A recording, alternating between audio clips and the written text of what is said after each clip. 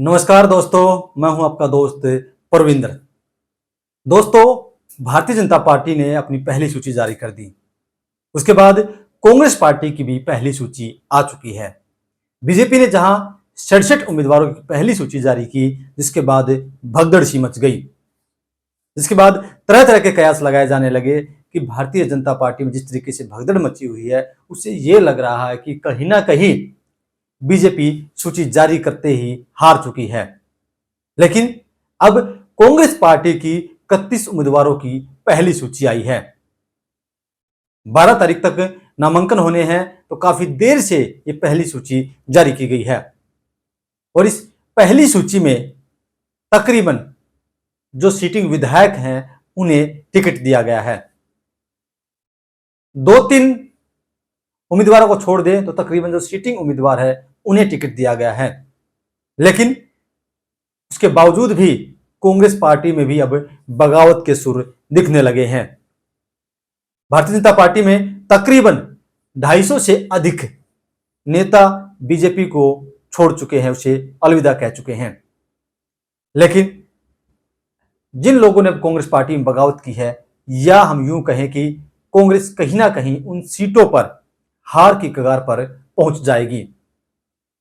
बात करें बहादुरगढ़ की, तो बहादुरगढ़ से जो मौजूदा विधायक है राजेंद्र जून, उसी को कांग्रेस पार्टी ने अपना उम्मीदवार बनाया है। वहां से कांग्रेस पार्टी के समर्थक रहे, कांग्रेस पार्टी के दीपेंद्र हुड्डा के खासम खास भूपेंद्र हुड्डा के खासम खास राजेश जून ने अब बगावत कर दी है। उन्होंने साफ तौर से कहा है कि उनके साथ छल हुआ है और यह पार्टी ने ठीक नहीं किया। इसके साथ ही उन्होंने चुनाव लड़ने का भी ऐलान कर दिया।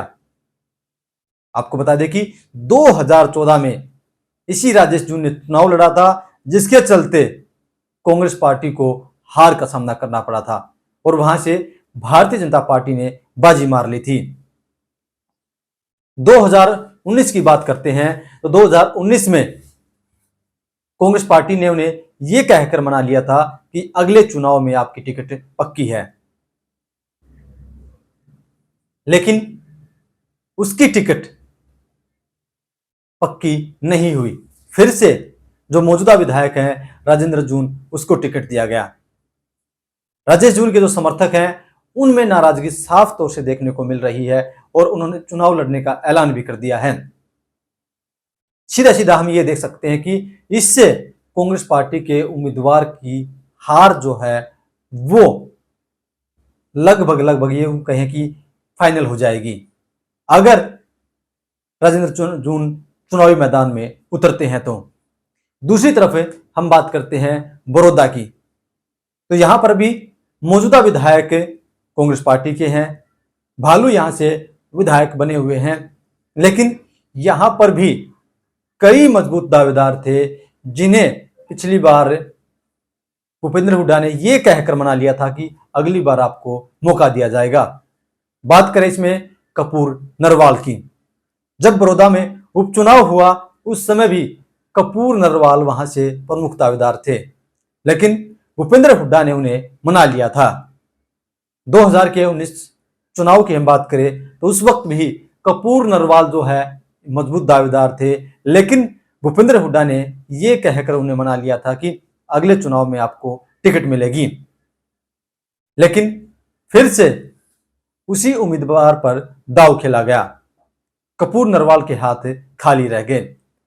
कपूर नरवाल ने साफ तौर से कहा कि भूपेंद्र सिंह हुड्डा ने उनके साथ गद्दारी की है,